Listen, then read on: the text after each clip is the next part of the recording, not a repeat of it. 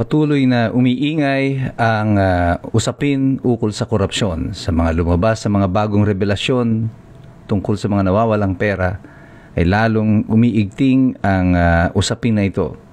Pero pag-uusapan natin ngayon ay hindi ang issue na yan, kundi ang nakakabinging katahimikan ng pink, ng dilaw, ng mga pulahan, pati na rin ng mga ibang mga simbahan ukol dito sa issue ng korupsyon. Ito po muli si Attorney Mike Operario. Magandang gabi sa inyong lahat.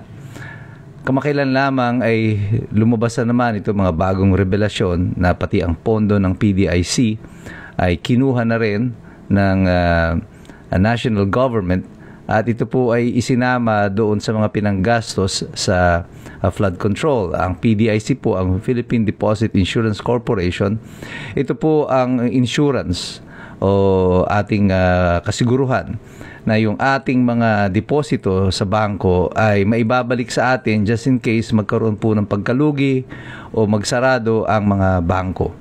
At ang pera po na yan ay naka-standby na guarantee na pambayad sa ating lahat ng mga depositor. Pero apparently, pati ito ay pinakialaman ng national government at inilagay po sa mga proyektong sila lang naman ang nakinabang. At bahagi ito ng mga ninakaw na salapi. Nadinig din natin kamakailan ang mga revelasyon ng mga doktor, ilang doktor dito sa PGH na nagsasabi na inalisan ng pondo ang subsidiya sa para sa mga pasyente, sa gamot, na dati ay naroroon nung panahon ni Rodrigo Duterte, at least mga 100 million per month, I think, ang subsidy. Ngayon ay nawala na.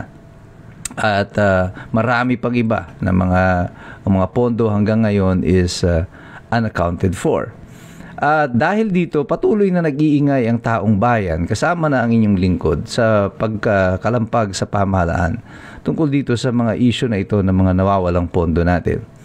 Ang nakapagtataka dito, bakit ang pink, ang dilaw, ang pula, kahit na ang simbahang Katolika at iba pang mga simbahan, ay hindi tumatawag ng panawagan ng accountability on the part of the President. Lagi nilang sinasabi, dapat may managot, labanan ng korupsyon. Pero walang sinasabi tungkol sa pananagutan ng Presidente.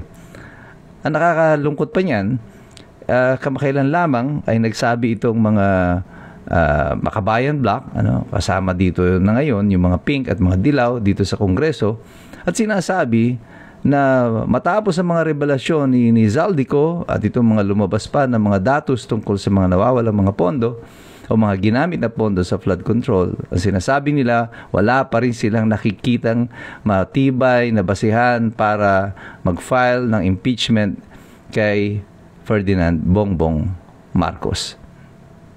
Sabi ni Kiko Pangilinan, sila daw ay hindi nananahimik, sila daw ay nagmamasid. Sa akin pong palagay, derechahan ko pong sinasabi sa inyo, hindi po kayo nagmamasid. Kayo ay nag-aabang. Ang strategiya ng mga kalaban o tumutulig sa kampo nila Rodrigo Duterte, sa hanay ng pink, ng dilaw, ng mga pulahan, ang gusto nila ay magsabong ng husto itong administrasyon ng Marcos at ng mga Duterte.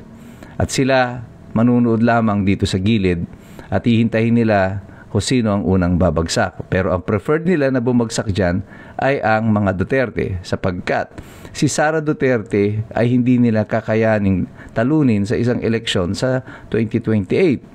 It's a hands-down choice para sa mga mamamayan. Wala silang kandidatong maitatapat kay Sara Duterte. At kaya kailangan, ang unang bumagsak dito ay si Sara Duterte. Kaya nagkaroon sila ng unholy alliance with the Marcoses. Why is it unholy? Well, kasi dati, itong mga Marcos, ang tinatawag nilang mga magnanakaw